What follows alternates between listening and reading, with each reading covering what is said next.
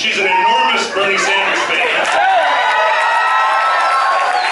And tomorrow is her 81st birthday. So this event gets me off the hook for having forgotten again to get her a card. The concentration of wealth in the portfolios of a tiny minority of financial oligarchs is a disastrous and anti-democratic trend in American life.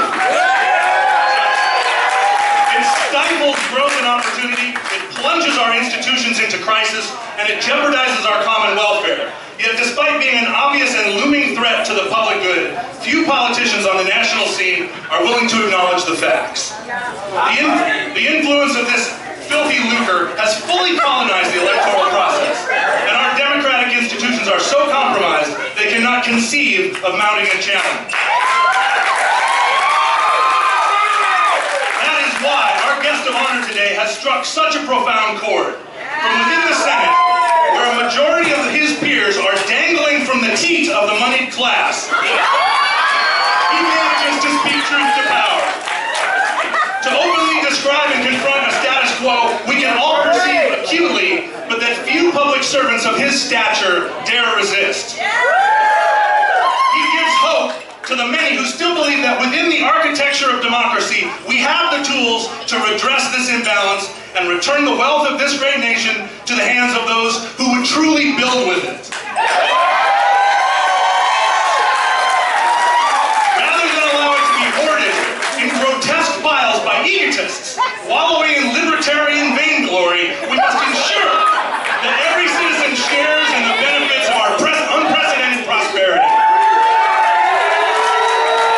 The time to demand action and reform is now, and that's why it's my great pleasure and pride to introduce to you the next President of the United States!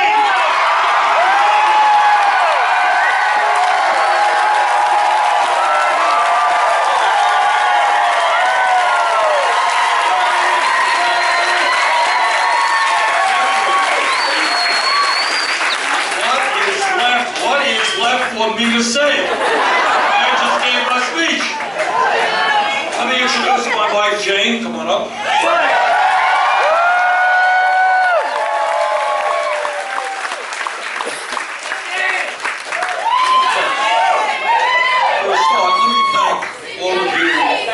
All of you very much for being out here this evening. I hope some of you will go on over to the arena where we're doing the big event.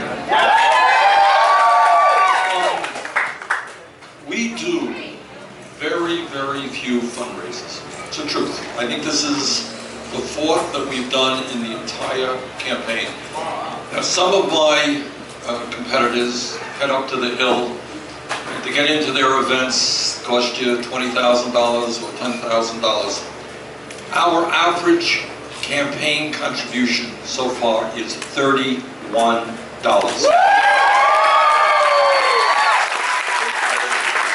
tonight it's going to go up to $32. Thank you very much. But we are gambling on the fact that we can win this election without having any super PACs, no billionaires controlling.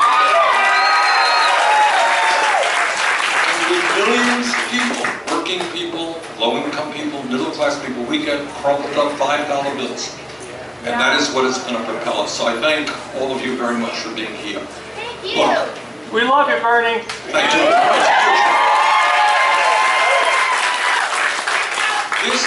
This country today, as you all know, faces enormous problems. But I think what I want to tell you from the bottom of my heart is the problems that we face are man-made, and the problems that we face can be addressed when you come here. They're not insurmountable problems. All right, this income and wealth inequality is grotesque, it is immoral, it is unsustainable. Nobody in this country thinks that it is appropriate that the top 1/10 of 1% owns as much wealth as the bottom 90%. So the half of all the income is going to the top 1%. That is not an American economy. That is a rigged economy. We're going to change it together.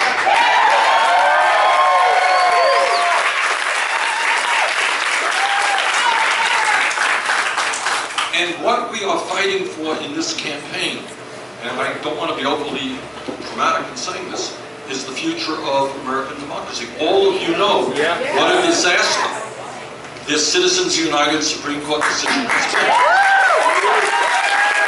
You are living in a country right now where the Koch brothers alone will spend more money on this election than either the Democratic Party or the Republican Party. One family. That to me is not democracy, that is oligarchy. We're going to overturn citizenship.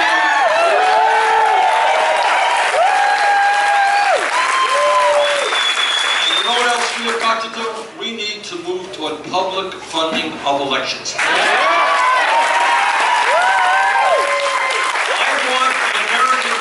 Whether they're conservative, whether they're progressive like us, whatever they may be, moderate. I want young people to say, you know what, I'm interested in government. I'm going to run for office. And I want them to be able to run for office without begging money from the rich and the powerful.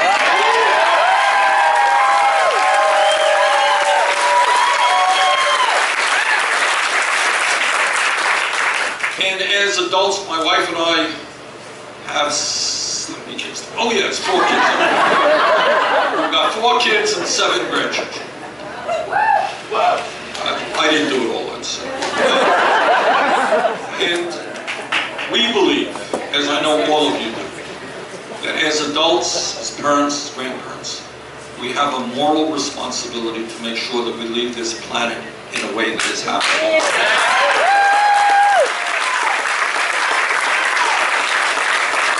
All of you are aware that climate change is real, it's caused by human activity, it's already causing devastating problems in our country and around the world. Scientists tell us that if we don't get our act together in a short window of opportunity, the kind of planet we're going to be leaving our kids and grandchildren will not be a pleasant one. So what we have got to do is clearly transform our energy system away from fossil fuel to energy efficiency, to sustainable energy.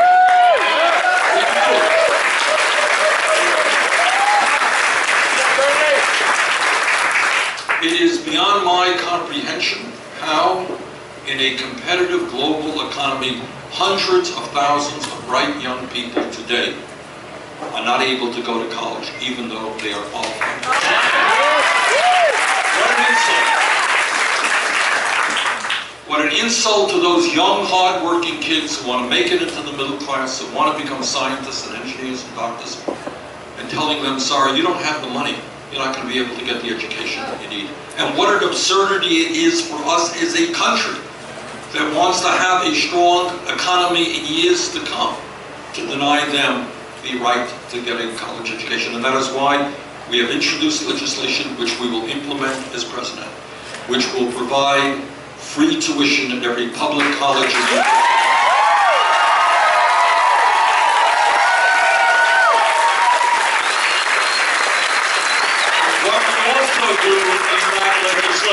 What we also do in that legislation is end a terrible situation where millions of Americans, young and not so young, are struggling with oppressive student debt and high interest rates on that student debt. Makes no sense to me if that you can refinance your home today with 2 or 3%, and yet you're paying 9 or 10% on the student debt.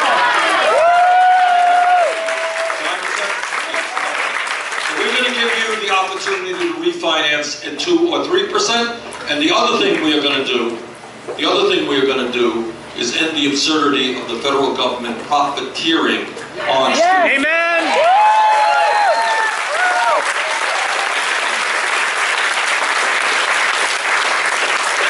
I want to talk about another issue, and that is the absolute need to reform our criminal justice system.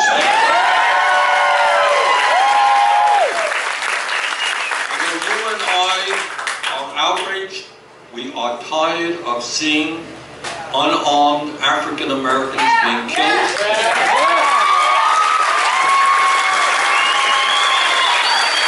People should not be killed, as was the recent case with Samuel DuBose, because he didn't have his license plate on the front of his car. People should not be dragged off to jail to die 3 days later like Sandra Bland because she did not signal the right time.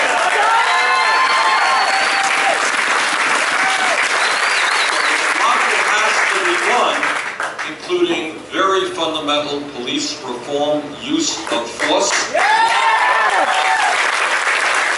Taking a very hard look at the war on drugs and why it is that we have in this country more people in jail than any other country on earth. So our job, and tied into that, by the way, is something that nobody talks about, very few people talk about, and that is the outrageously high rate of youth unemployment in America. That's right. Here's the statistics. We asked the Economic Policy Institute to do a study for us on youth unemployment. This is what they found. For kids who graduated high school between the ages of 17 and 20, if they are white, their unemployment or underemployment rate is 33%. Yeah. If they are Hispanic, it is 36%. Yeah. If they are African American, it is 51%. We are turning our backs on an entire generation of young people, and it is not an accident that many of these kids standing out on street corners end up in jail. So I would rather invest in education and jobs than jail.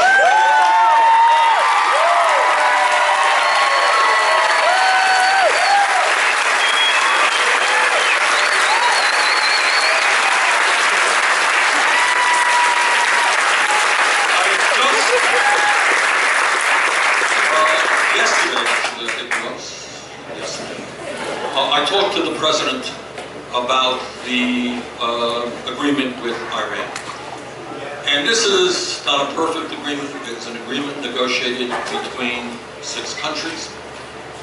But it seems to me that many of my Republican colleagues have forgotten the lesson of the wars in Afghanistan and the war in Iraq, which I voted against.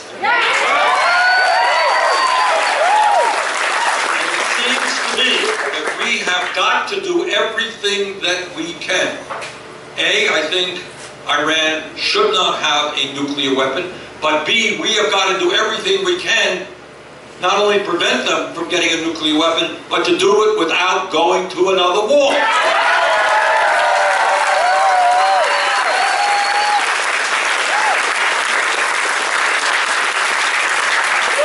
The last point that I want to make is maybe the most important. And I think I am maybe the only candidate for president ever to tell his or her constituents this reality, but it's the truth. There is no president, no matter how smart, hardworking, decent he or she may be, that will ever be able to address the problems facing the middle class and working class of this country unless there is a political revolution. Yeah.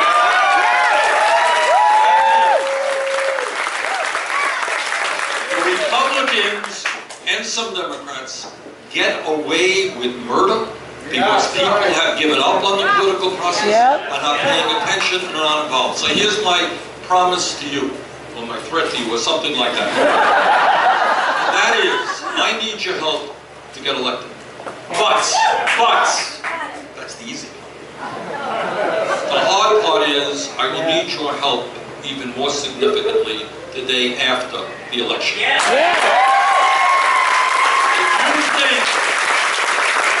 you think that Wall Street will say, yes, Bernie, we think it is a great idea that we're giving us a tax on Wall Street speculation, I don't think so. And you, with me, are going to have to make them an offer they can't refuse. Millions of people are going to tell them and corporate America that their greed is destroying this country and they ain't going to get away with it anymore.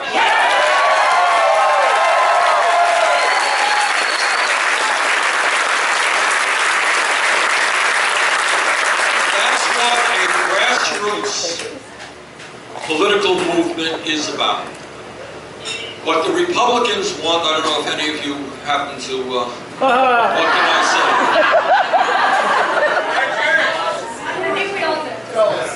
What the Republicans believe in, if you read between the lines, and I know the rhetoric and I know the code words now, what the Republicans believe in are more tax breaks for billionaires, massive cuts in Medicare, Medicaid, education, federal aid,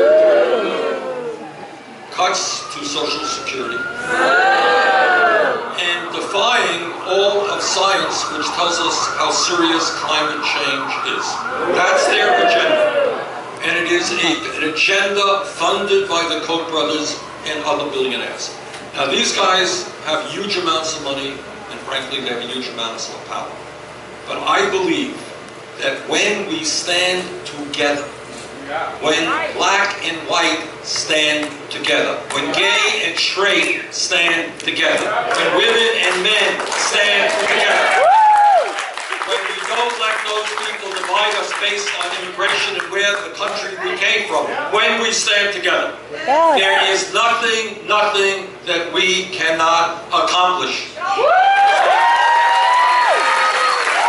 what I beg of you is, don't think small, think big. Healthcare for every American is the right.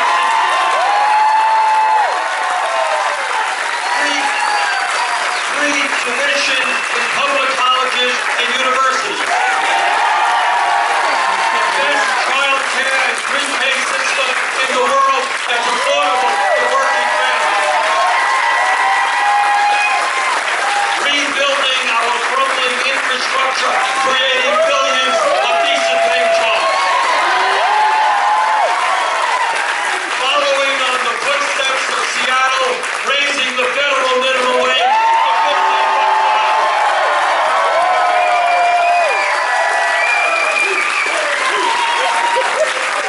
These are not utopian dreams.